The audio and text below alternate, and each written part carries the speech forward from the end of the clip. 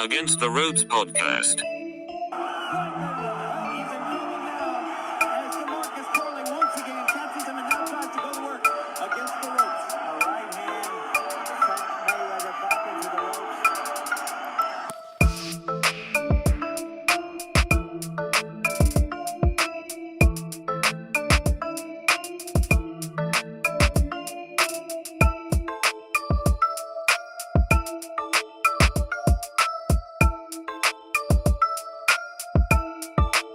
Contra las cuerdas.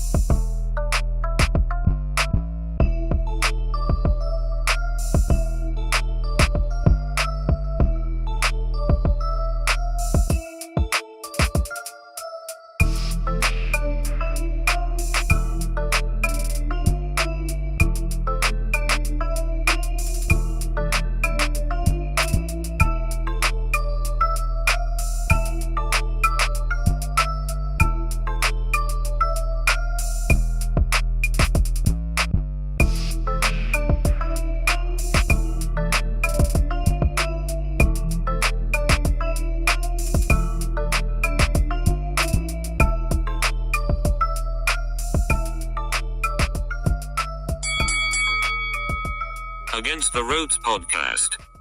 Ladies and gentlemen, welcome back. AtR podcast. We are back with another live show. Championship rounds, Chris. December 2024. We still got some action to go. We got some action to cover. That happened last weekend, man. Intense, interesting action. Welcome back. Yeah, no. First of all, Gio, who asked for this fight? Nobody wanted this fight, Gio, and we got it. And man, dude, let's jump into it. Like you said, championship rounds. We got knocked down the 11, but we coming out strong, man. A lot of boxing this December. Yeah, let's go ahead and begin with the co-main event. We're gonna start hot, Chris. I'm sure we're gonna have a lot to say about this one. Rafael Espinoza, quote unquote, stops Robeisy Ramirez. Let's get your take on this. Obviously, I had predicted that Robeisy was going to win this fight, so I feel robbed. But what was your take? Let's talk about the fight itself first, and then we'll talk about that last round toward the end. Yeah, no. First of all, this is a fight that we said we were looking. We were thinking this one was going to steal the show, and in a way, it did. Admit controversially, but no, it was a good competitive fight up until the end, Gio. I think both guys had their moments. Obviously, I picked Espinoza to win. I saw him kind of pick up the tempo, have his moments. Robeisy had some moments early on, but ultimately, man, he decided to stop this fight. He wanted no mas. Initial criticism, we'll get into it, but again, it was all Espinoza. I think it was just that reach, those long arms, the way Navarrete has, that just posed trouble for the smaller Robeisy. Yeah, I don't know if you're talking about the first fight or the second fight. I think in this first one, Robeisy's team did a good job of adjusting. They were up on two of the cards. I don't want to say it was an easy fight, but I felt like he was up comfortably. He decided to box in the first fight. When he boxed Espinoza, he had a lot of success. I picked him to win this second fight because I think it was clear that he's the better boxer. Now, when he began to mix it up with Espinoza, that's when he got in trouble. That's when he started getting caught in that first fight.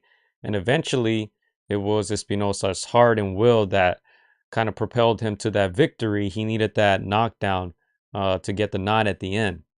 And that was my biggest question going into this fight. Will Robeisy's heart hold up? Will he be able to get in there, mix it up with Espinoza? Will he be able to go 12? Or I didn't see him really stopping Espinoza. If he wasn't able to stop Espinoza in that first fight with that tremendous punch that he landed, it was going to look very, very difficult in the second one. But I think it was clear that he's a lot more skillful than Espinoza, even with that tremendous reach that you mentioned. Espinoza 6'1" at 126 pounds is insane. He weighed in as a welterweight on fight night. He was 144, I think they reported, on fight night. So a lot heavier than Robesi, obviously a lot taller. But even then, Robesi, I think, controlled the fight. They started going down to the body early, and Espinoza had no answer to those punches. Then he started picking it up a little bit, and then that stoppage kind of came out of nowhere, you can say. We didn't really hear those conversations in the corner, but Robesi and his team were saying that, he came back in one of the rounds, said he couldn't, or he was seeing double. They said, let's give it a go. And when he took that first punch to the eye again, it was a quick decision. Give us your thoughts on that. Did Robesi quit? Can we call him a quitter? Obviously ESPN had their thoughts. Timmy kind of stood up for him, but give us your thoughts when you saw him kind of raise his hand, turn his back. Even Espinoza looked confused, and then at the end, referee waved it off, obviously, because it was evident that Ramirez didn't want to continue. Yeah, as a fight fan, Gio, and you know it, if you're being honest, the first 10 seconds that moment happens, you automatically think he quit. Obviously, we know what I'm going to talk about, flashes of who comes to mind, the great Duran in that fight when he quit. So as a fight fan, if the first minute, the first 10 seconds of that action, you're thinking, oh, he quit. That's just being an honest fight fan. Obviously, after you hear, what transpired, why he quit, the results that come from the doctors, et cetera, then you kind of give him a little pass. But in that moment, in that line of fire, you have to say that he quit. And again, he did it to preserve his health, but he did. Well, what are your thoughts, Gio? Big Bro says Robesi got hit with an uppercut the previous round, right on the eye. Doubt it was the elbow. He didn't want to continue after that. Right? It is what it is. Did he quit? Well, technically he did, because he said no mas, right? Obviously we're not feeling what he's feeling. The guys on ESPN who have never fought in their lives were criticizing him. As I said, Timmy kind of stood up for him.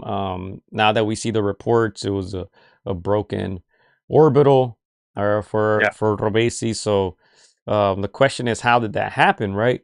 I saw a video today, because ESPN didn't really show us any elbows. They showed us one replay where Espinoza's forearm kind of hits Robesi's eye. I think it was around 4. I saw a video today, somebody posted it on Instagram, like slow motion, of multiple elbows, right? But there's still that question, right? Because I don't think we have conclusive evidence if that damage came from the elbows or from that punch. As I said, it was a quick decision, so I think it all adds up. When the corner was saying, oh, he was seeing double, he was telling us about it, we gave it a go, and then at the end of the day, he couldn't continue, because it was a quick decision. As soon as he got hit, he just turned, and that was it. I think some of the criticism to me is unfair, because as I said, we're not fighters, right? So we don't know what that feels like. I've never had an eye injury. I've never had a head injury, so I don't know what that feels like.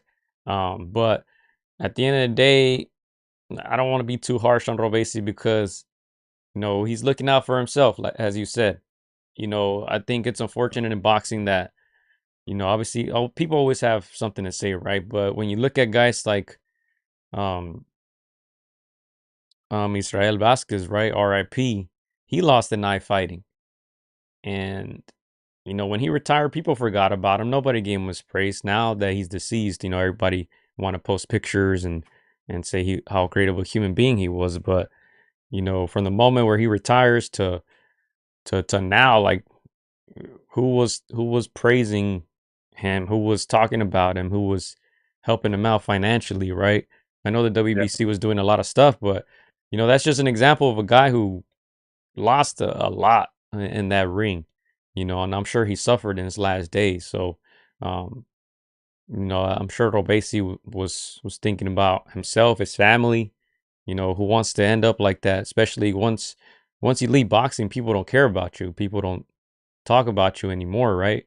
So, for that reason, you know, I'm not mad at the decision. As I said, I Yeah. do feel kind of robbed because he was winning the fight, you know, and you mentioned Roberto Duran, right? And on the flip side, we can mention guys like Gotti, like Oscar Valdez, right? Guys who never give up no matter what. You know, not everybody is built like that. I think Robesi proved that he's not built like that, and there's nothing wrong with it. You know, some guys are willing to lose their life in the ring. Guys like Margarito, you know, Robesi made a decision and he stood on his decision. So I respect it, but I don't know. I feel like it was a very, very winnable fight.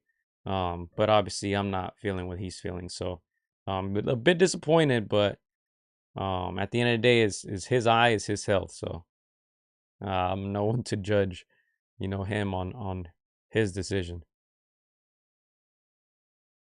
Yeah, Joe, let me just add, it's almost always the boxers that come to the aid of other fighters when these kinds of moments happen, because obviously they know what it's like to be in that ring. They they feel what these fighters have felt at one point in time. You know, some of these fighters have continued to go through that fire, and you know, some of them come out not the same. So I understand why boxers come to the aid. At the same time, as a fight fan, you know, that's the label that gets that gets passed on. Like you said, you're not gonna hold it against him because he's gonna, you know, look out for his health, his family. Like you said, the fight fan can be very fickle and they can move on to the next guy, the way they say it in the rat game, right? So again, this is just the quitter label is just something that gets thrown out when, you know, a fight fan, you know, is longing for the Gattis and those kinds of moments, you know, those kinds of fights. Again, sometimes it's smart to quit, right, Gio? Sometimes it's smart to say, hey, that's enough. Again, it's just it gets a bad label you when you see fights like this where you say it's winnable, they're winning, you know. But again, it's the fighter's health. It's understandable. They got to live, you know, with that asterisk now, you know, with that label, you can call it. But they do keep their health at least until, you know, the next moment. But yeah, man, I moments that come to mind are the Victor Ortiz fights. You remember you know, in hindsight, in that moment, we don't know what's going on until, you know, the days pass and then we find out exactly what they went through, and then you're almost like, okay, understandable. Maybe we would have done the same thing under those circumstances. But again, um, there's certain fighters, like you said, you know, certain fighters, you know, I think of Mexican fighters, the ones that they just push through it, even when it's not, you know, to the best of, you know, of their health. You mentioned Margarito, you mentioned a lot of these other Mexican greats that they just push through it. A lot of these other guys, you know, they rely on their athleticism, their boxing skills, their great amateur style, and then when it gets tough and it gets into the professional ranks, they tend to fold. So I feel like Robesi is the latest one that's falling into that. I hope he bounces back again. You know, you got to take care of your eye again. That can change and alter your career. So hopefully, he made the right decision for him. He's gonna have to take some heat, unfortunately, but again, it's his health. Yeah, and it's not like, you know, not to throw shade at anyone, but this is not like a Ryan Garcia, right? Where he made a decision where he could have continued, you know. This is an eye we're talking about. You know, it's not a rib, it's not a little bit of pain on your abdomen. Um, you know, any head injuries I think should be taken seriously. As I said, Yeah, only he knows what he felt. So if he felt yeah, like if he was in danger at that point, and decided to make the choice, I'm not mad at it. Now, if he takes a body shot and thinks about it and decides to stay down, then now I feel like that label of a quitter can be applied, you know. But yeah, I think it was turning out to be a good fight, and it was only going to be better. That's the only reason I'm a bit disappointed. Um, as I said, he was up on the card, so it seemed like he had figured something out, and it seemed like Team Espinoza hadn't really.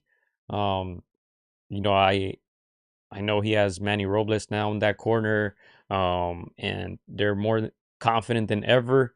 But I didn't necessarily like what they were doing in this fight. I think Robesi, was kind of implementing the same thing round by round. He was fighting low, landing those shots to the body, and Espinoza really didn't have any answer to it. Now, I must add, he was, as I said, throwing a lot of elbows. He threw a couple low blows. He continuously grabbed Robesi's head, and pushed it down. I don't know if it's just a habit, but those elbows, it doesn't look right. It looks dirty, and I don't think he's a dirty fighter. As I said, it might just be a habit, because when you watch Espinosa outside of the ring in the interviews, he's a very humble guy.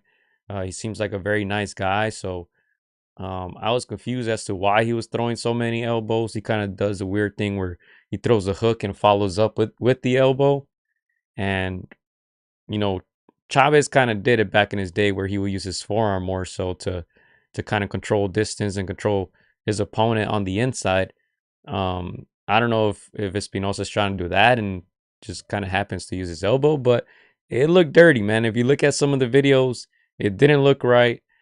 But as I said, at the same time, I don't think we have any conclusive evidence that that damage came from an elbow. And obviously, Robesi's team was concerned coming into the fight. They had spoken to the ref about those elbows. Espinoza got warned, I think, 2 times in the fight because of the elbows. So yeah, it was just kind of an interesting and weird fight, and definitely a weird ending. But at the end of the day, Espinoza retains his belt. Right now, he looks like the guy at 126.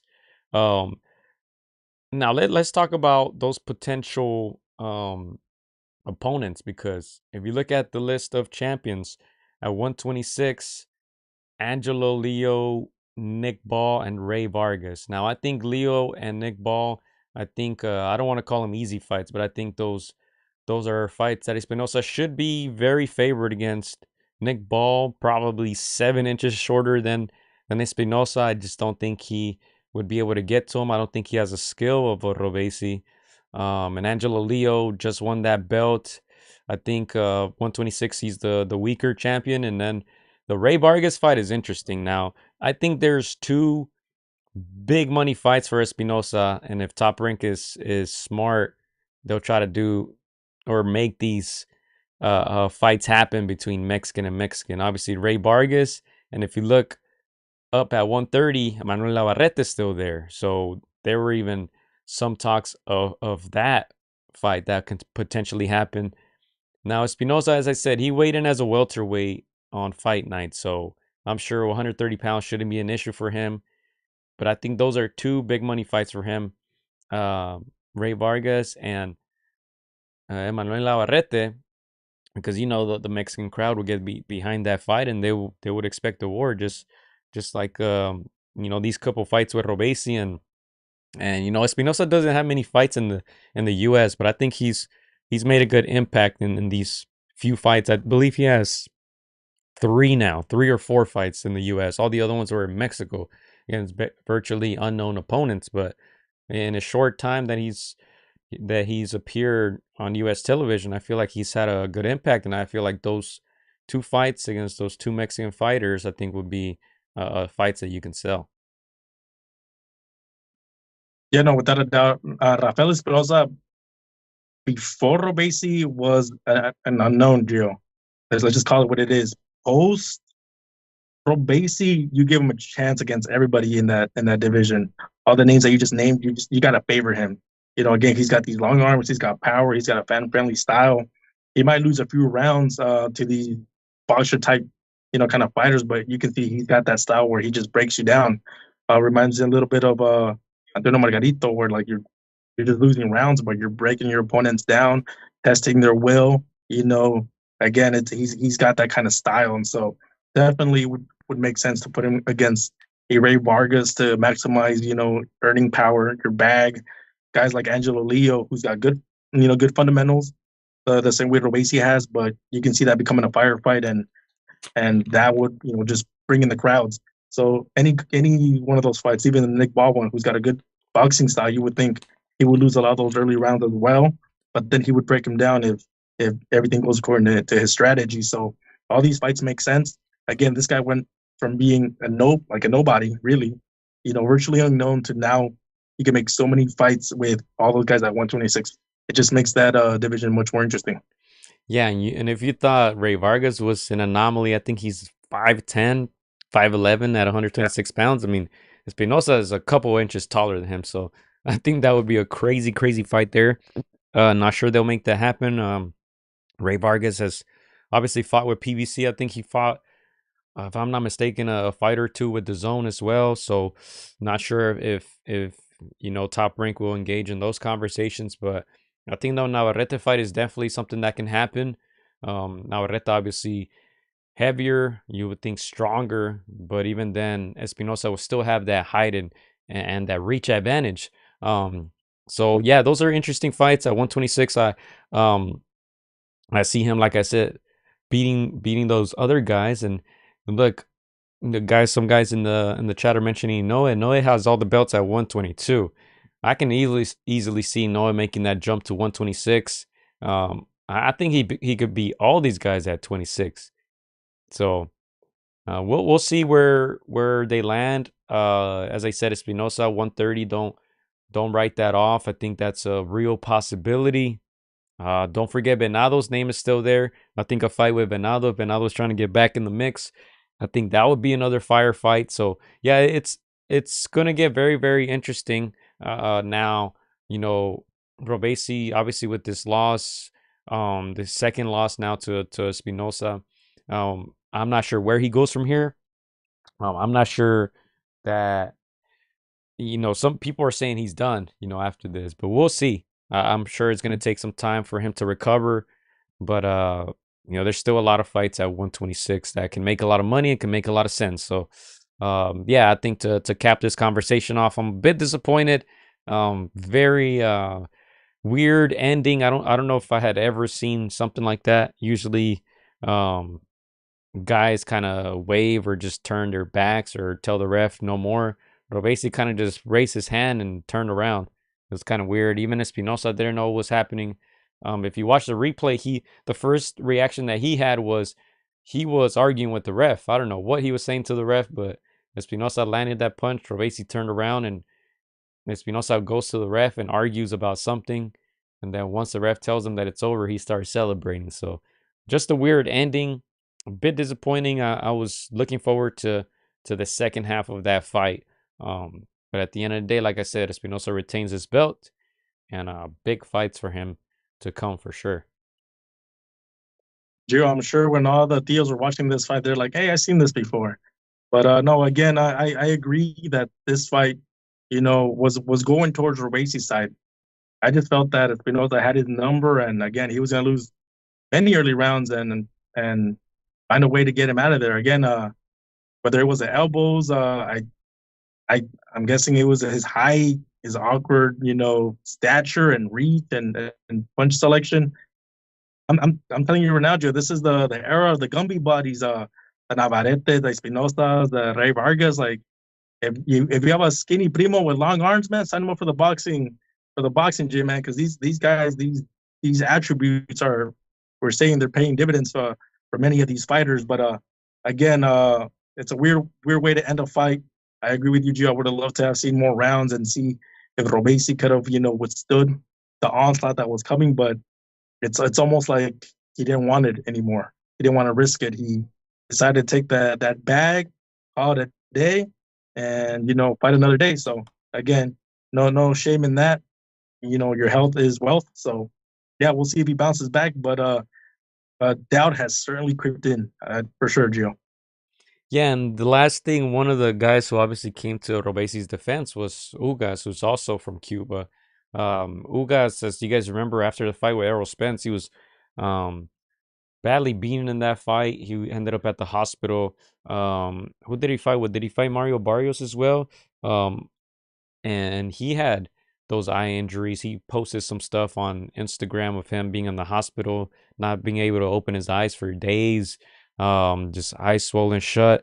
So he knows all about those type of injuries, and obviously he came to the defense of Robesi. But hey, at the end of the day, only the fighters know what they go through. So, yeah, I think it didn't sit well with me when the commentary crew from ESPN, specifically the guys who have never thrown a punch in their lives, were calling Robesi a quitter and that it was a shame and this and that. And Timmy was like, "Hey, hold your horses."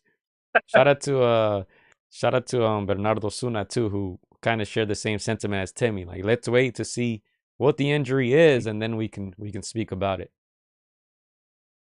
Yeah, I'm saying this behind the safety of our podcast, my camera jib. I'm next to Tim Bradley. I'll pick my words a little bit more carefully, just because of course they're boxers. They're like, bro, you've never laced up. For us, I think we agree. He gets that label, but it's probably a smart decision that he makes. That's all we're saying. But again, would have loved to have seen more rounds. But hey, Robesi, that's his career, it's his life. He makes his own decision. He's a grown man. Yeah, and I think we can segue into the Navarrete fight because, another guy who's willing to put it all on the line is obviously Oscar Valdez. But my thing is, like, you can't compare people. Like, not everybody is that crazy. Not everybody is an Arturo Gatti. Not everybody. 99% of the people are not like that. So I just don't like the comparisons. They even threw kind of Tim Bradley in the mix with that fight with Provodnikov. I don't think it's the same. I don't think it's a similar situation, but obviously that was a war.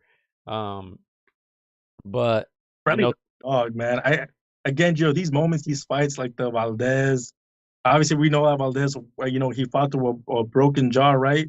That's why he gets so much love. It's like those moments that you're reminded, okay, that's why people love Valdez so much. He just garnered a lot of love, a lot of warrior, respect, and that's why people still favored him in a lot of our posts. But yeah, guys, I think of the Victor Ortiz when he decided to stop after a broken jaw, which is like you said, not like only 1% of like humans really keep going. So it takes a crazy kind of spirit, you would say. But again, you take those hits like the Victor Ortizes of the world. They get us a lot of slack even to this day for quitting. But yeah, it's a select few, Gio, that keep going. And I mean, they get the respect from the crowd. Yeah, but hey, this is the one thing that I do agree with Mayweather because, he's all about the money, right? And at the end of the day, like, love can't buy you food, Chris. Love is not gonna pay your bills. Love is not gonna feed your children. Love is not gonna put clothes on the backs of your children. So, it's a tricky situation when none of us are fighters. So, I'm not mad if guys pick money over the love or respect of the people.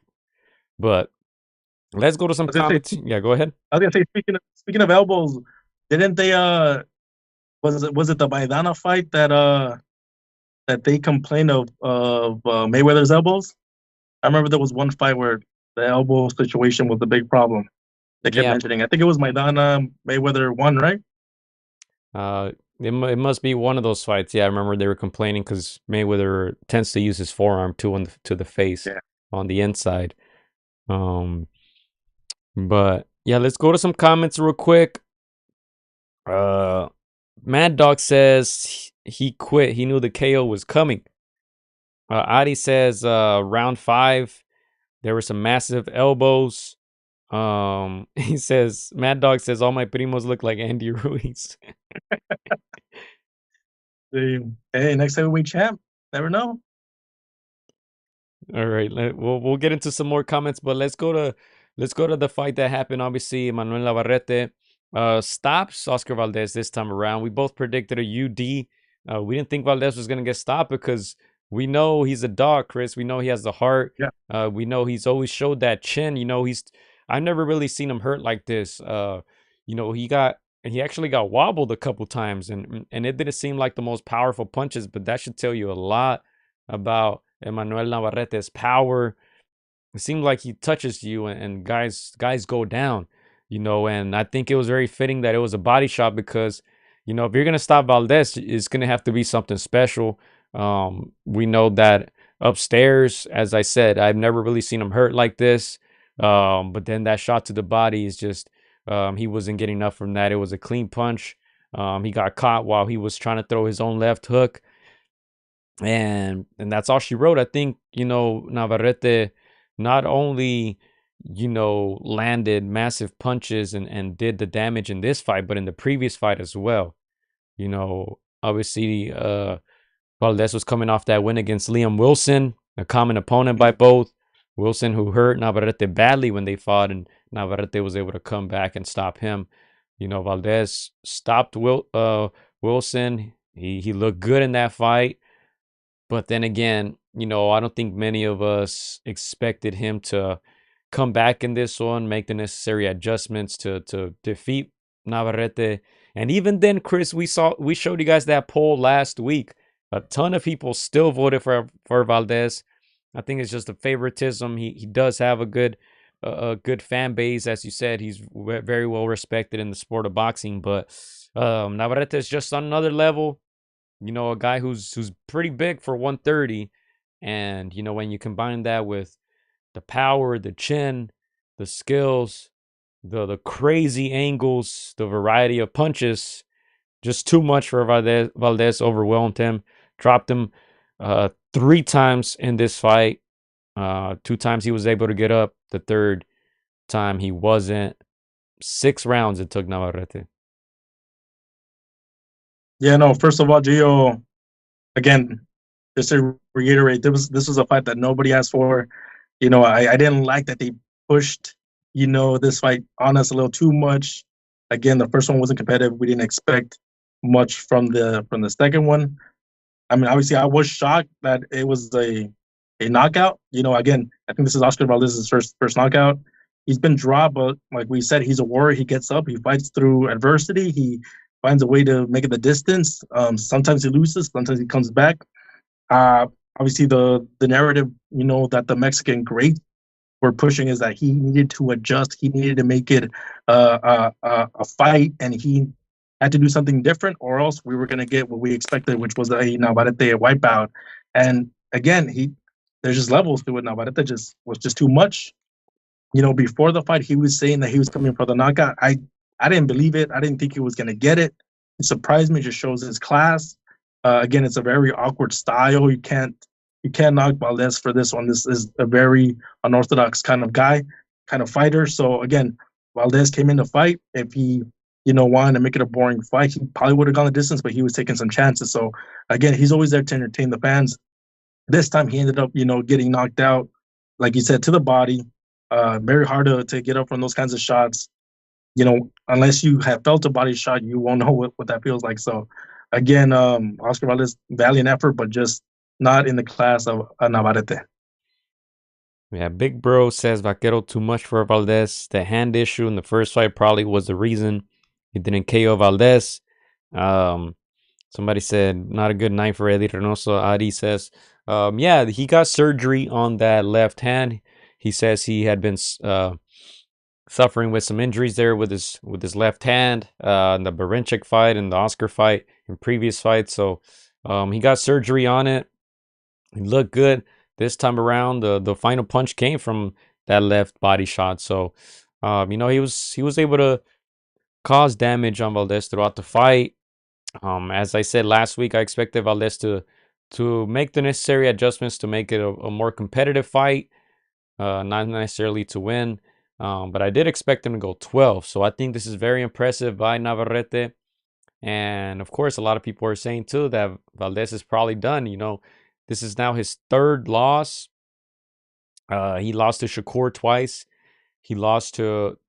Once. He lost to Navarrete twice. 32-3, 24 KOs, 33 years old for Valdez, who fought his 2nd fight of the year. Of course, we won't be seeing him until next year, if we still see him. I think we will still see him. I think he's still a guy who sells. He was able to bring out a big crowd out there in Arizona. But yeah, I think the days of those championship fights are done. If you look at his resume, I mean, obviously we all love his style. To me, honestly, when we talk about guys who have heart, you know, in my lifetime, from what I've seen, I think Valdez is top five. You know, we haven't seen too many guys fight through broken jaws, fight through just a bloody face, tough fights. You know, this guy, he's the guy who just never quits. And obviously, if you think of guys of Arturo Gatti, I think you got to put Valdez up there, Chris. That's probably my number one. Obviously, Arturo Gatti that I've seen, as I said. Um, but I don't know what other names really come to mind when you think about guys who never quit, who fought through everything. Um, Obviously, you probably got to put Israel Vasquez in there too. Um, but not many guys make that list, man. So that's why when guys like Robesi get that criticism, look, he won't be the first, he won't be the last. You know, you mentioned some other names. You mentioned Victor Ortiz. I mentioned Brian Garcia.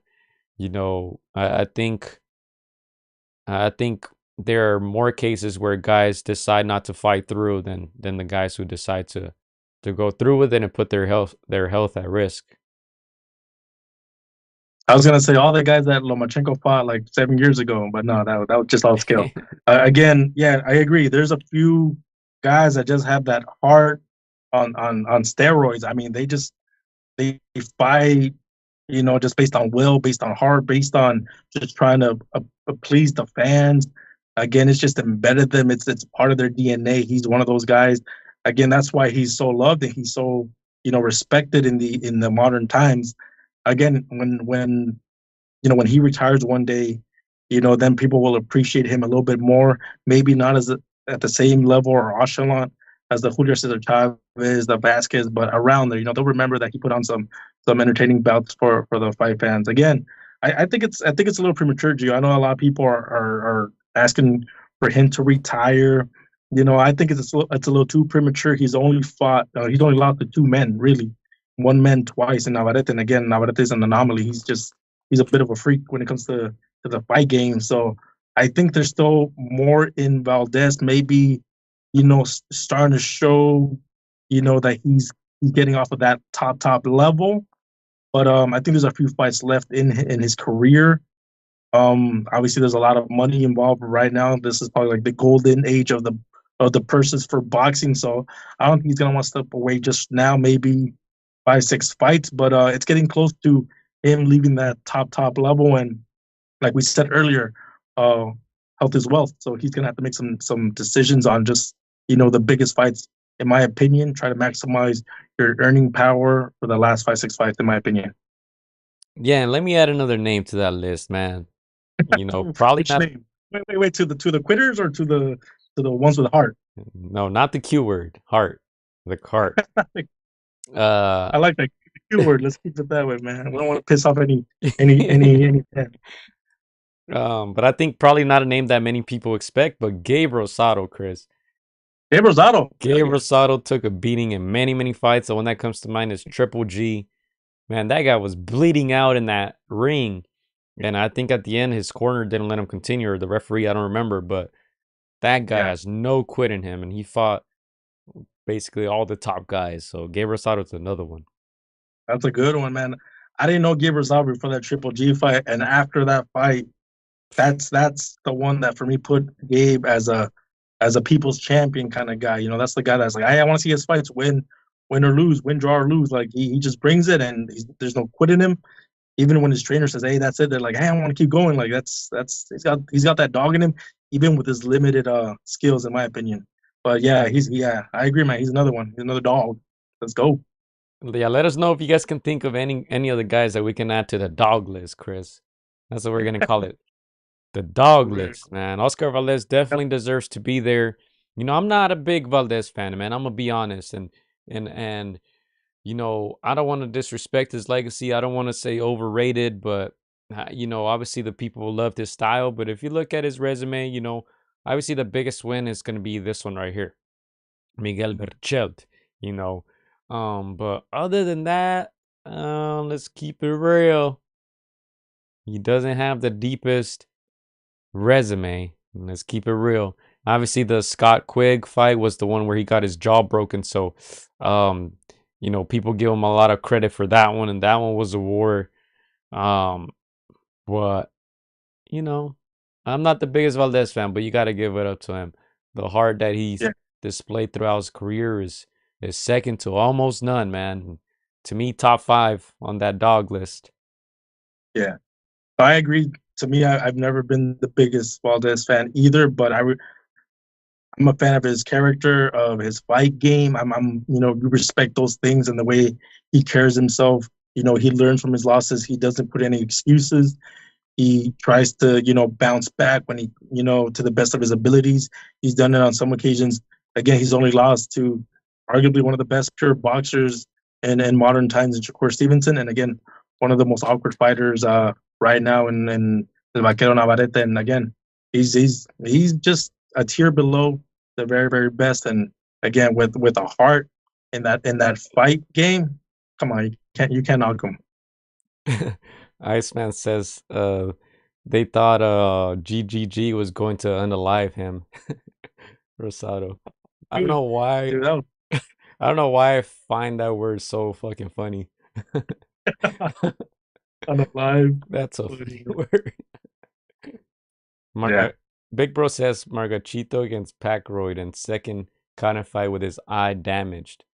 Yeah, and Margarito was definitely one of the guys that I believe when he says, "Man, I'm willing to give up my life in a fight in the ring." I believe it, man. That guy's crazy.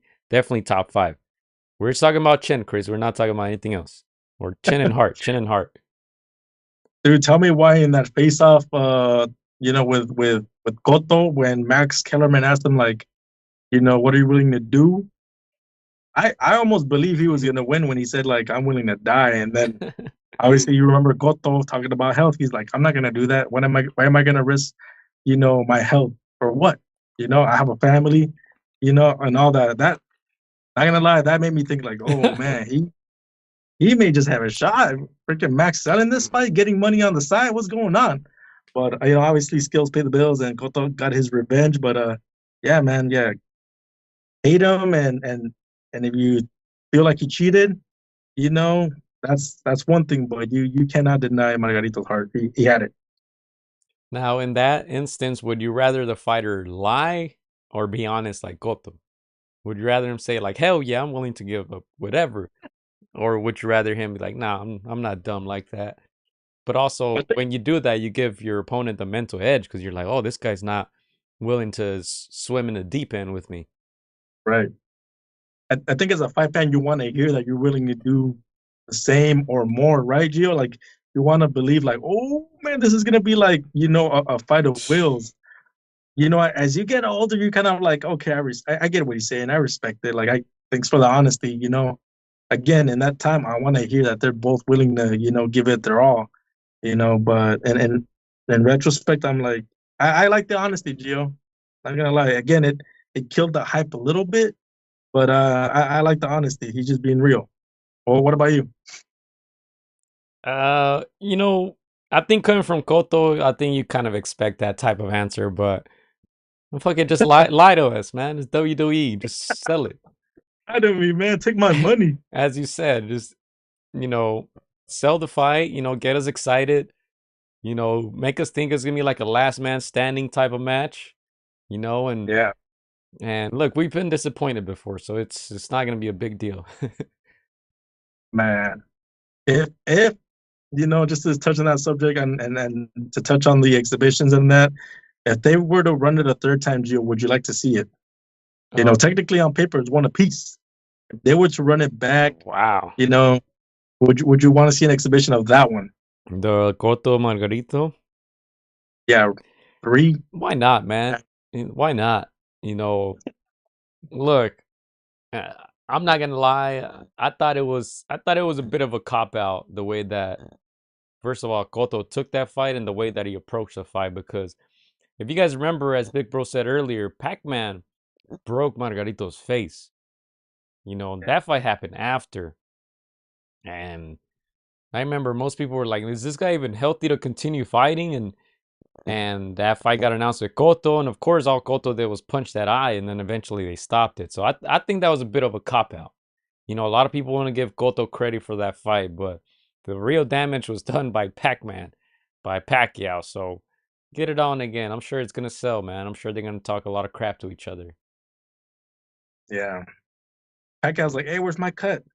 Yeah, no, again, to me, that was a satisfying fight, for Cotto. I thought, obviously, we know the whole history of what went down in that first fight, what happened, post that fight, the fight with Mosley, everything that started surfacing. Obviously, we've done an episode on that with Shane Mosley and, you know, all of that. But yeah, to Hey, me, it was satisfying to see. I think, Cotto deserved to get that W back because that was one of those fights that changed his trajectory in a sense.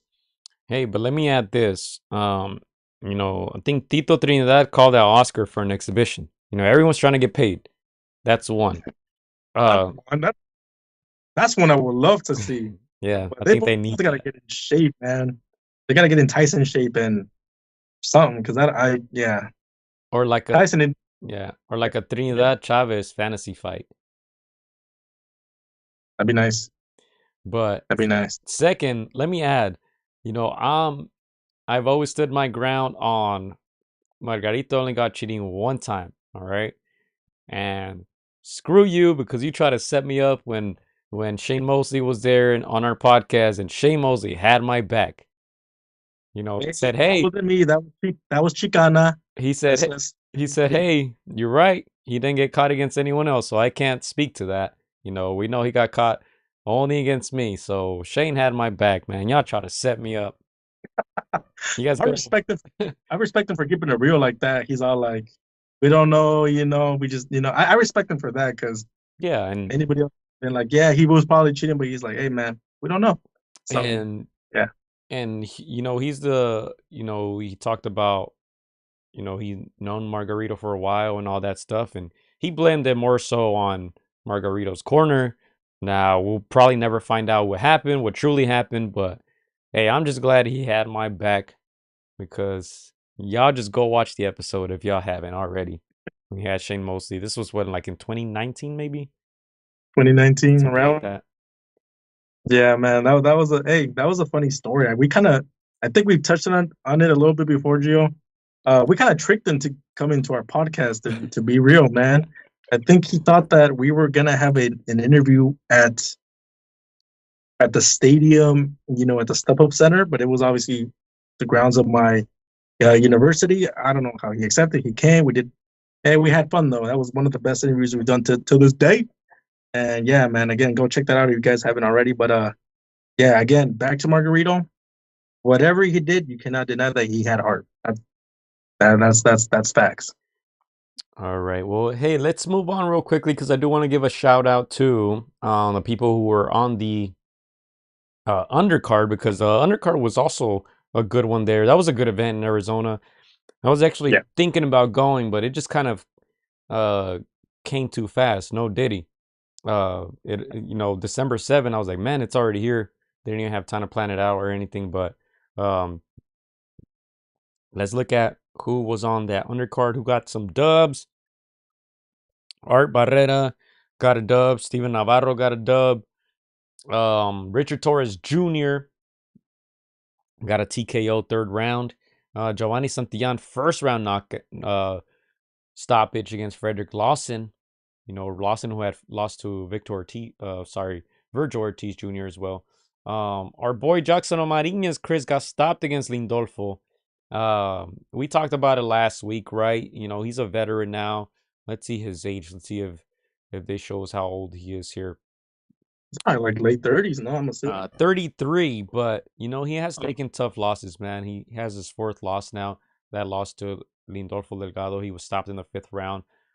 He got stopped against Frank Martin, Richard Comey, and of course Rolando Romero was the one where most people thought he got robbed against. But yeah, Jackson hasn't been on that level in a while. After those losses, he went back and fought a few fights in the Dominican Republic, where he's from, and then he made his return to the U.S. against a guy who he's very familiar with. You guys saw the love that Lindolfo and Robert Garcia showed him after the fight. Jackson, who used to be part of that camp, they happen to be matched up now. He was trying to make a bit of a comeback, insert his name back in the mix, but Lindolfo looked good. He got the stoppage. And they're trying to push him now. 29 years old, Lindolfo. I think he needs to be at that level now, man. At 29, 22-0, 16 KOs. I think it's time for him to continue to step up. At 140 pounds is a deep division. As I said, he has to just step up and show us what he's really about. In these type of fights, I think he will continue to shine. But if he wants a shot at the belt, I think he's gonna have to just keep climbing up the ranks. We saw how long it took Arnold Barboza Jr., who still hasn't had like an official title shot at 140. So, he's another guy who's gonna start knocking on those doors. But yeah, we just got to see him step up a little bit in competition and continue to look good. Yeah, no, I completely agree. Again, shout out to Jackson Martinez, friend of the show. Very respectable, opponent fighter, man of faith. Just a good overall person. But yeah, I agree. Lindolfo, he's there on. He's been around. He's well connected because of Robert Garcia and co. Great sparring there. He's got everything in and around him to move on up. And like you said, you at 29, you should already be fighting the top dudes at in that division, top 10. Already start knocking out the number 9s, the 8s, the 7s, make your way up that ladder. But yeah, he's got a lot of good things going for him. But it's time again. Usually around I would say around 26, age of 26, that's where you hit your prime, and that's where you got to start making moves. The 30s come quickly, and you got to make that money. Now. So it's about time. I think 2025, he's got to make some moves, or he won't get those big opportunities. Again, it's a deep division, that 140 division, and he's got to start making those moves now. Yeah, and 140 pounds. Let's look at who the champions are. Teofimo Lopez Jr., Richardson Hitchens, who just defeated Leon Paro, right? And that fight was in Puerto Rico. Josue Valenzuela, El Rayo, and Alberto Puello, who I'm not gonna lie, I probably never seen fight in my life. So yeah, I think this division is fairly open. I think probably the hottest name right now is El Rayo. Teofimo's still very inactive. Teofimo, who's now joined the Canelo team with Eddie Reynoso. It's official. And then obviously Haney, the champion in recess. He's too busy suing people out there. I wonder if he has Drake's lawyers, Chris, with all these lawsuits going on. Yeah. So, dude, again, back to just to piggy a little bit off of the Richardson Hitchens, the Empower fight. I know that's not the most attractive fight. We know that those are not the biggest names in boxing. They're not the ones that you're filling at arenas or you're putting on your calendar. When are these guys fighting, man? I need to start, breaking out the barbecue, and they're not those kinds of big names. But nobody really knows Richard Hitchinson, and for him to be Leon Paro, that just shows he's got some boxing ability. So again, a lot of the guys in that 140, they might not want to fight this guy because it's big risk, little reward. So again, shout out to him for winning that fight. We'll see what happens, but yeah, that 140 division stack, obviously it's there for the taking. It's very competitive. One of the hottest divisions right now. Our boy Arnold is in that division. So again, lots of movement there. I can't wait to see what happens in 2025. But yeah, man, 140 is definitely a hot division right now in boxing. Yeah, it's safe to say that no one called off work to watch that fight, Chris. But going back to some comments here, Iceman says Torres was throwing some hard punches. Yeah, he's looking good, man. He's developing well, obviously. He's little by little stepping up in competition. But if you look at his opponent, on paper, it was not a bad opponent at all. His opponent, Isaac Munoz Gutierrez, was 18-1 with 15 KOs. So this was only his second loss, first time getting stopped. And Torres made it look easy. So, yeah, Torres is a very good fighter. Very good boxing skills for a guy that big. You know, he's let's see how tall he is. I believe like 6'2". Yeah, 6'2". He's about 230. Big guy, but yeah, he has good skills, Richard Torres Jr., and then continue to put him on the undercards, and he's developing well. You would think he's the next heavyweight that they're going to start pushing after. Obviously, Big Baby Anderson getting stopped by Bacoli. We'll see where his career goes from there, but it seems like Richard Torres Jr. is the next guy at heavyweight. I'll be honest, yo, I'm not sold on Jose Torres just yet. I feel like he's still like on that Anderson kind of level. No disrespect, like I think he's a entertaining guy. Funny guy. He's got a good following on social media. He's always trying to start something on social media when it comes to entertainment. I do appreciate that. I think he's very good, Gio, but I'm just not completely sold on him just yet. Again, 6'2", that's not very big for heavyweights. He is a big boy. Like you said, he just have some good skills. I'm hoping he shocks me, and because we need an American heavyweight to reignite that American heavyweight back in. Deontay Wilder was for a moment that guy, even with limited fundamental skills, but he had that big punch that kind of made you think he was the next great American heavyweight. But I want to be wrong, man. I want Jose Torres to surprise me.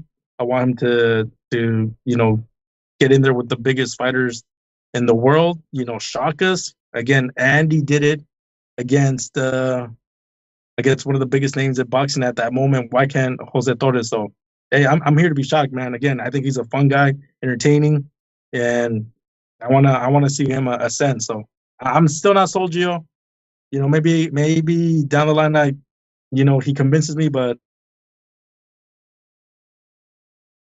Did Chris disappear? What happened, Chris? Oh, there you are. You're back.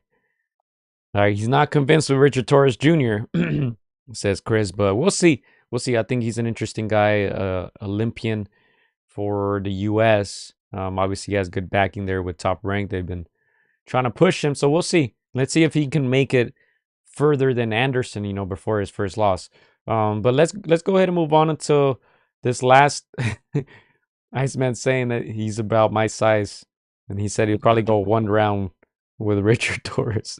He could go full round.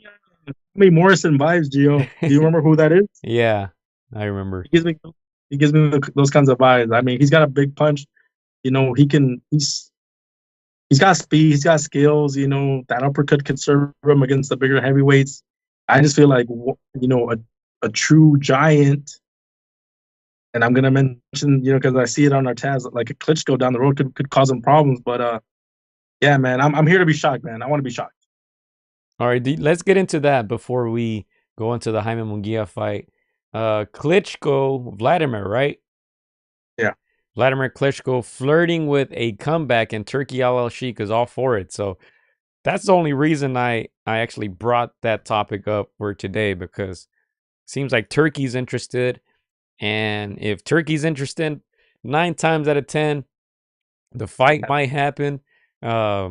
Unless your name is Canelo or Gervonta or Tim Tszyu, right? But other than that, he hasn't missed, Chris. All the fights that he's been talking about, the guys are signing the contract. So what do you think about this? I'm a big advocate of guys retiring.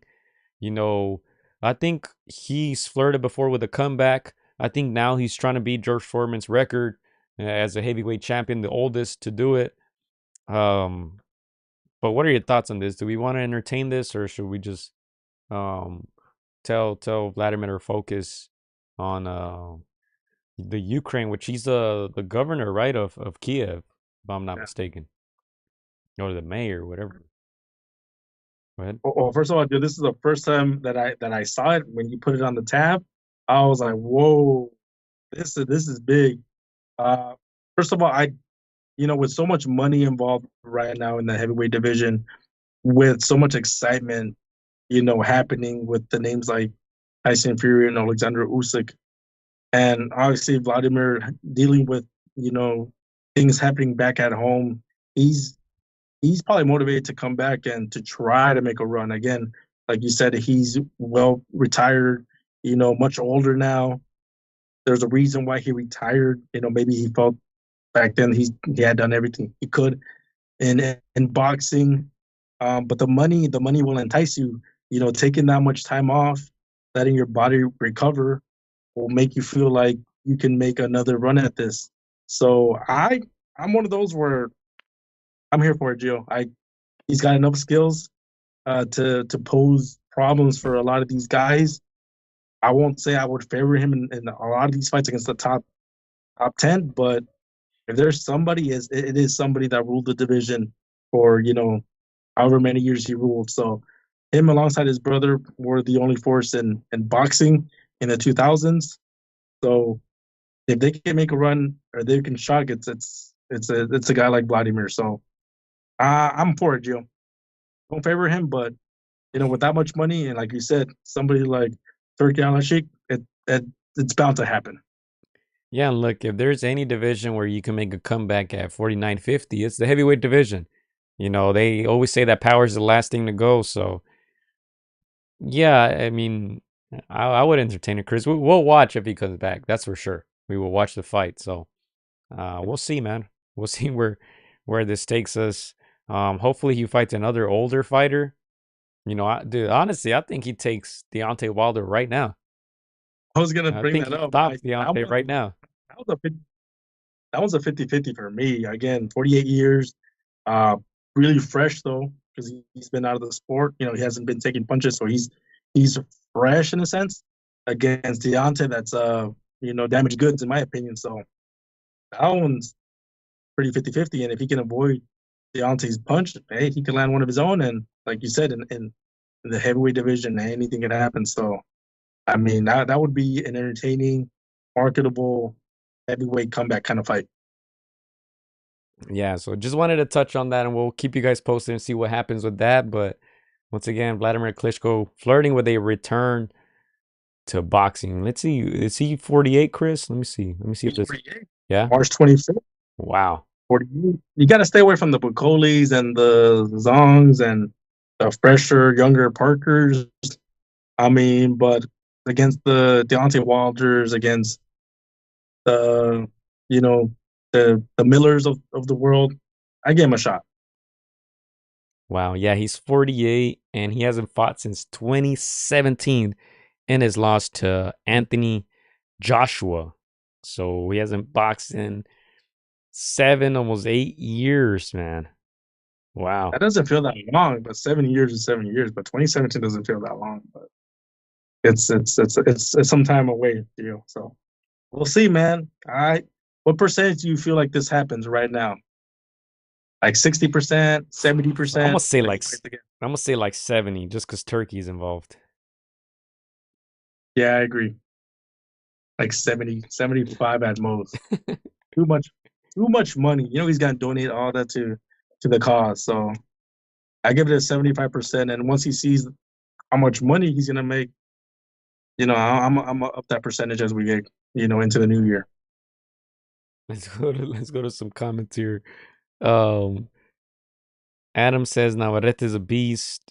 Can't wait until he gets to the lightweight division. And yeah, look, the lightweight division is also interesting because we talked about possible fights for obviously Espinoza, Rafael Espinoza, who's at 126, can easily go to 130. But if we go up to 135, obviously the fight against Berinchik, I think it was a close fight.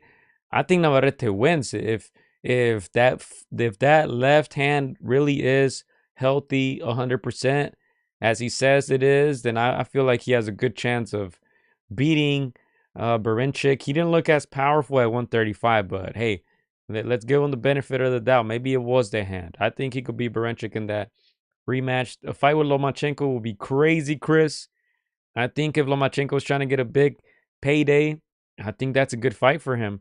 Obviously the styles are much different. They couldn't be any more different from each other. Lomachenko has all the basics down, pure boxer. Navarrete, unconventional to say the least, but that would be a great fight.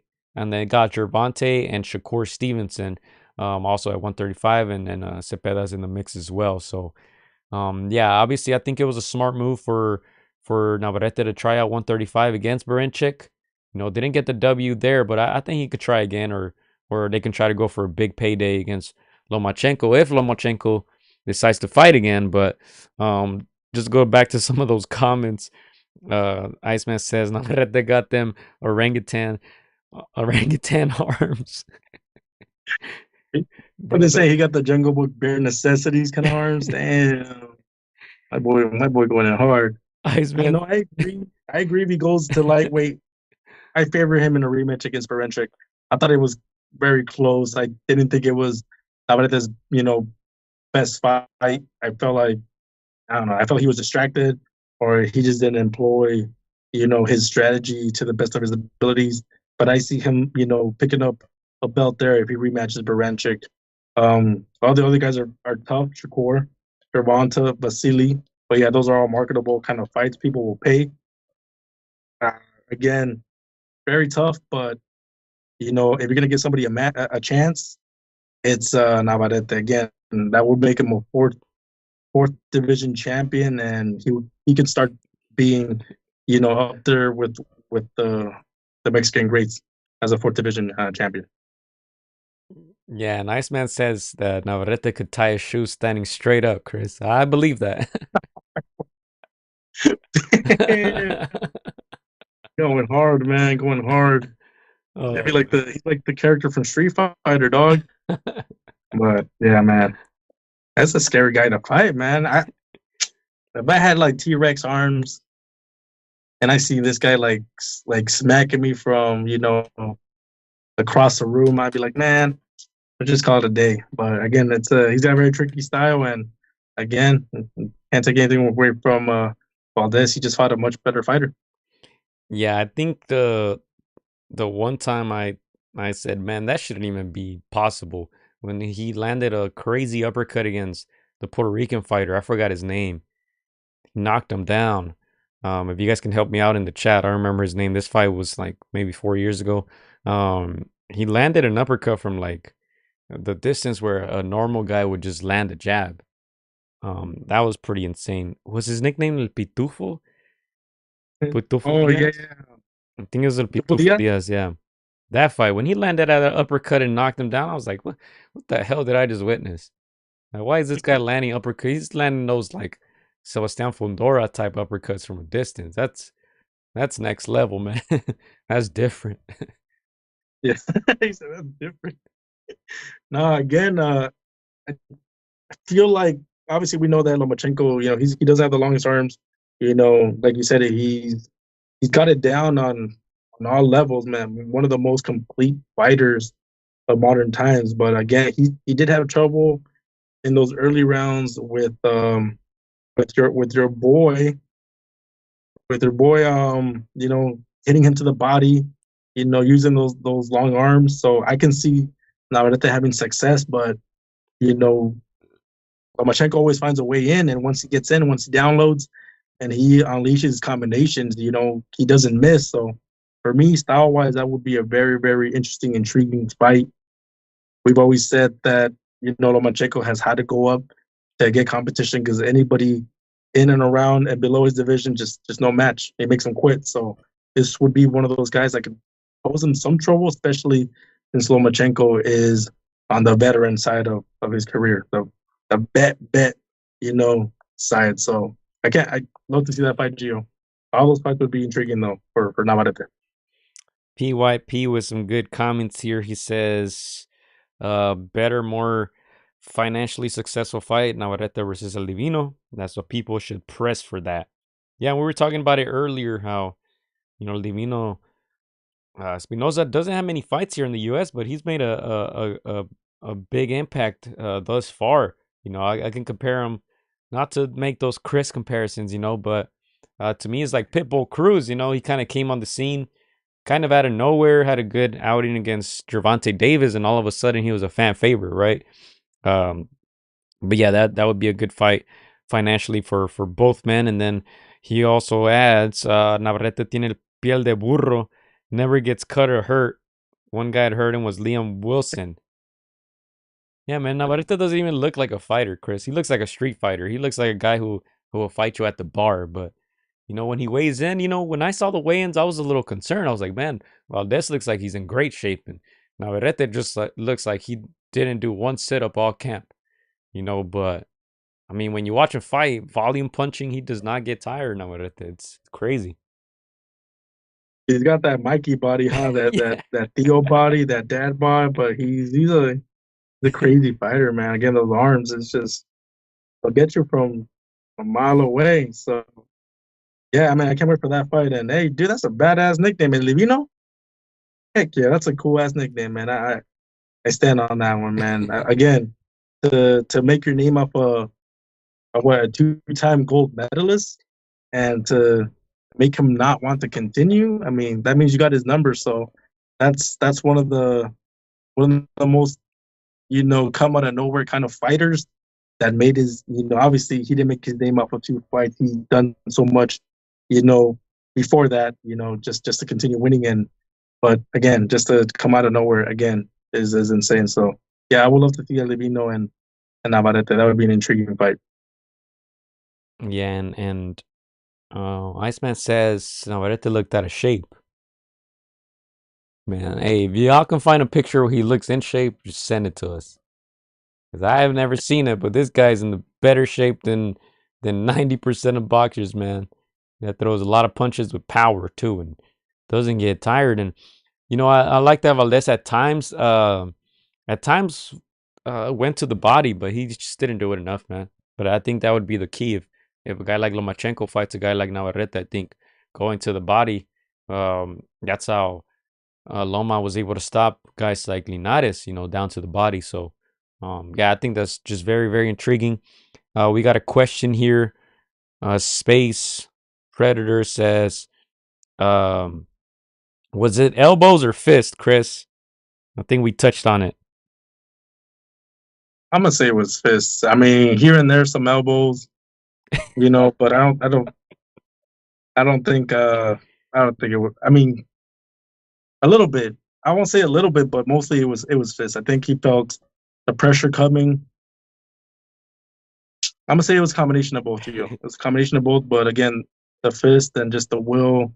I think it'll basically started having moments of like, it's gonna be a uphill battle, So I'm gonna say a combination of both. What do you think, Gio? I'm going to copy your answer. I'm going to say it's a combination of both, but I'm going to say it's a combination of both fights. I think he was landing elbows in both fights. I think that did the damage. But yeah, it looked like ultimately that last punch was due to that punch, obviously, that landed right on the eye, that caused that orbital fracture. But yeah, as we said earlier, like ESPN didn't show us conclusive evidence of an elbow being landed. Um, it was clear that Divino was throwing elbows throughout the fight, and I saw a video on Instagram earlier today. Somebody slowed it down, slow motion. It showed like 10, not necessarily elbows that connected, but attempts. So I think we would have to watch it again and put it in slow motion to see exactly where that damage came from. But yeah, no, I think ultimately I would say it's 50-50. Not sure if Divino's just a dirty guy.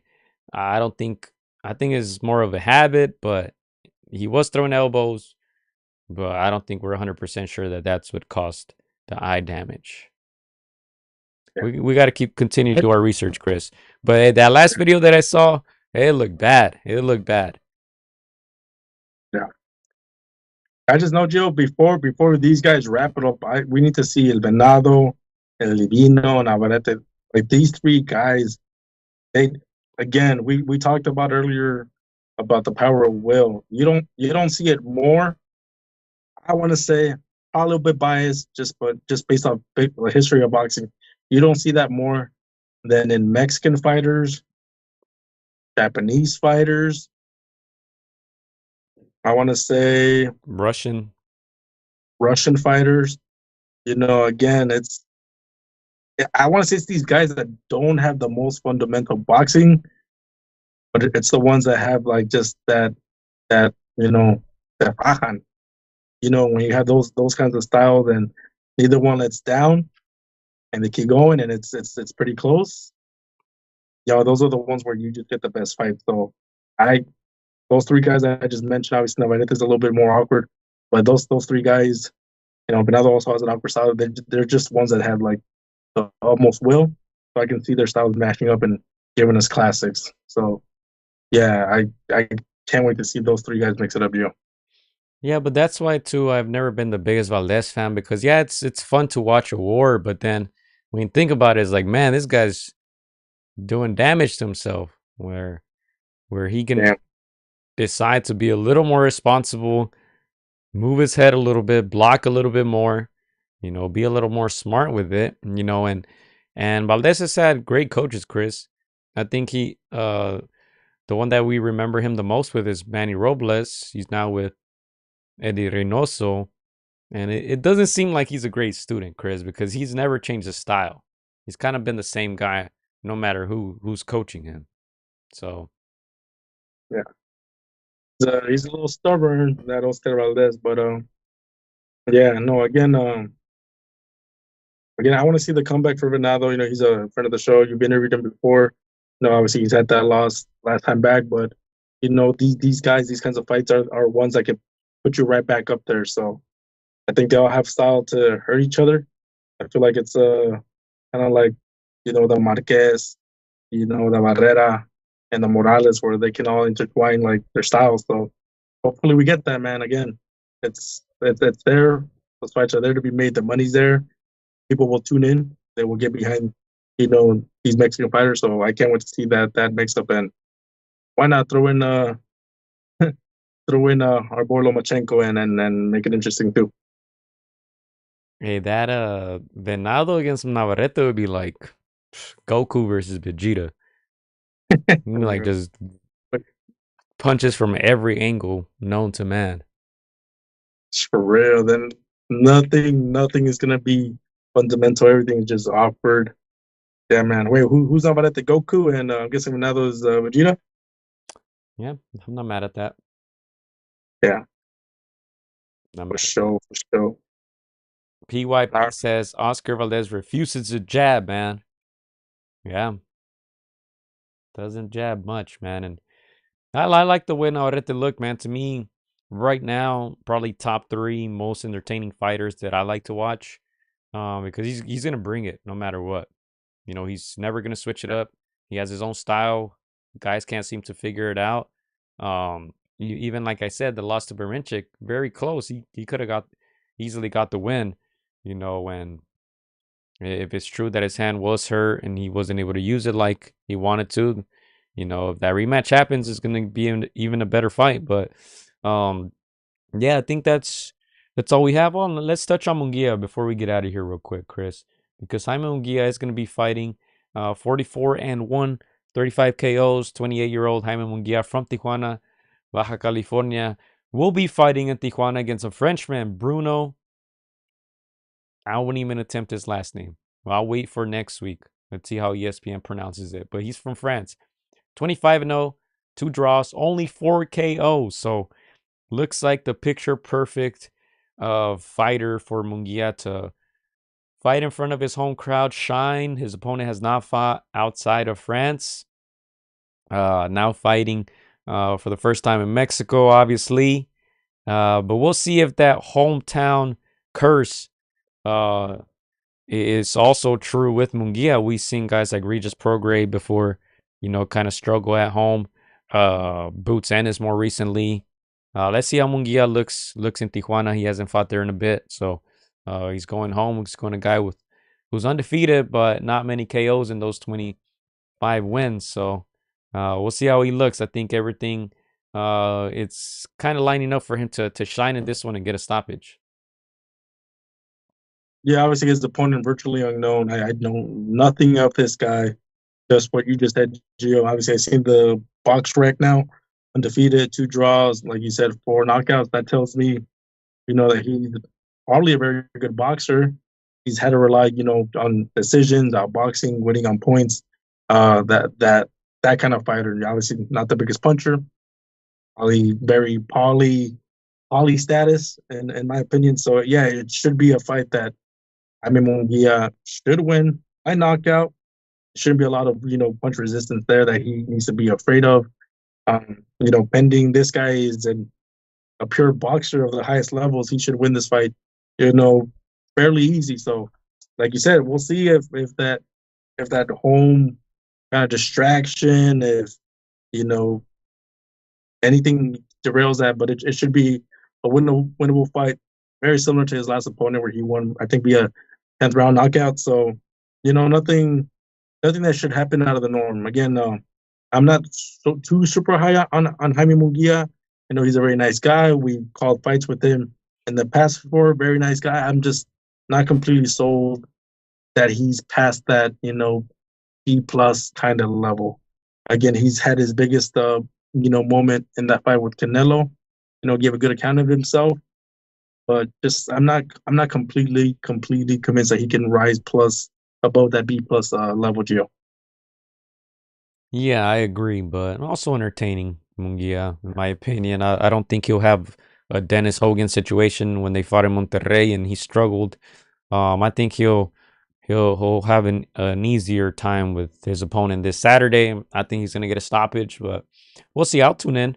I'll tune in on Saturday. I'm not too mad at it. He is coming off some momentum, Chris. Jaime Munguia still in the mix. Anytime you fight Canelo, your name is kind of elevates in the world of boxing, more eyes on you. So this should be a fight where he shines, he gets the victory, as I said. He last defeated Eric Bazinian in a very tough fight. He got that KO. That was in September, 3 months ago. So staying active, Jaime Munguia, still young, you can say 28 years old. So we'll see where he goes from here. And of course, we'll be looking for big fights in 2025. The names of Berlanga are always going to be around, Caleb Plant, guys like that. So we'll see how Munguia looks this Saturday. And I think that's all I got, Chris. You got anything else to add? No, again, no knock on Munguia. I think at this point, the best I'll be satisfied is you know fights of the caliber that you just mentioned, like the Caleb Plants and the Berlangas. Those are fights that I'm like, okay, that you can make a fan. Not that you need to, but you can make a fan out of me when you get those kinds of fights where they're with those guys of that level, in and around your level. Um, but you overcome adversity. Again, we know that Canelo is what a to A plus kind of fighter. He's just an all time great. So I want to see if Munguia can beat the guys like level below that and one level above him. So those are the kinds of fights that would garner a little bit more entertainment, for a Jamie, as Amir Khan calls him, Jamie. So I want to see Jamie shine, but I want to see him fight against very competitive guys in their prime, in and around his level, and then entertaining kind of atmosphere. So, I mean, I'll be looking at this fight, but I want to see 2025. Those names, the Caleb Plants, the Berlangas, those would really, really, bring the crowd on their feet, in my opinion. Yes, sir. And yeah, that's all we got, man. We'll be back next week. Of course, we got still a ton of good action, to end the year. The Usyk Fury fight number 2. The trailers are going crazy. They're building this fight up. Those guys are making a ton of money. I think we said like 110 million for Usyk and like 70 for Fury or something like that. So, they're promoting the heck out of this fight. And of course we got Inoue too toward the end of the year. And I feel like after that, we should have a good idea of what is going to do next, whether he's going up to 126 to conquer another division or stay at 122 and continue to wipe out that division. But yeah, in the meantime, man, thank you guys for tuning in. Thank you guys for keeping that chat lit once again. We appreciate you guys. Shout out to everybody who will be watching the replay as well. Shout out to all the people overseas. Shout out to all the mates, the blokes, the Aussies, man. Shout out to everyone. We'll be back soon. That's it, Chris. Not for me, man. Oh, okay. Yeah, no, thank you guys for the jokes, man. Who took the joke of the day, Gio? There was a few good ones, man. some little pound for pound jokes today. No, but thank you guys for making this fun for us. We're nothing without your guys' and your guys' input. So thank you guys for just spending this hour, an hour and a half, a little plus with us. And yeah, man, we can't wait for that Usyk fight. What a trailer, what a promo, man. I can't wait to see this fight. To me, 50-50. Tyson Fury, I think he lost slightly that fight, but he's gonna want to even things out. And yeah, man, these guys are getting paid, well deserved. That's awesome, man. It's awesome that these boys are getting paid. So I'm here for it. Let's go. I pinned Chris my favorite comment. It was he can tie his shoes standing straight up. You wild for that one, Ice Man. Man. But yeah, there was some foul ones too, man. There was a good ones. We gotta go back and we'll probably post them up on the community tab, man. Just the jokes of the week, but yeah, we man. Yeah, we gotta do. Oh yeah, I like Mad Dogs, man. All my primos look like Andy Ruby. That was a good one, man. That one's top 3 pound for pound tonight. All right, mates. See you guys next week, hopefully. Hope you guys enjoyed it. Peace. Oh.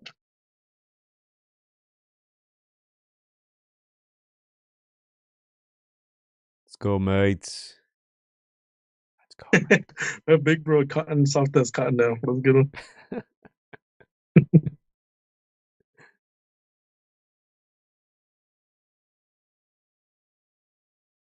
Hola amigos, soy Juan Francisco Gallo Estrada. Quiero mandar un saludo para mis amigos de Contra las Cuerdas.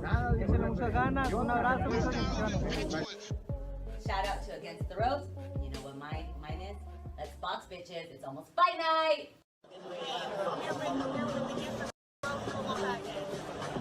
Shout out to Against the Ropes. Thank you for the support. Keep doing your thing. You're doing a great job. So thank you and best wishes.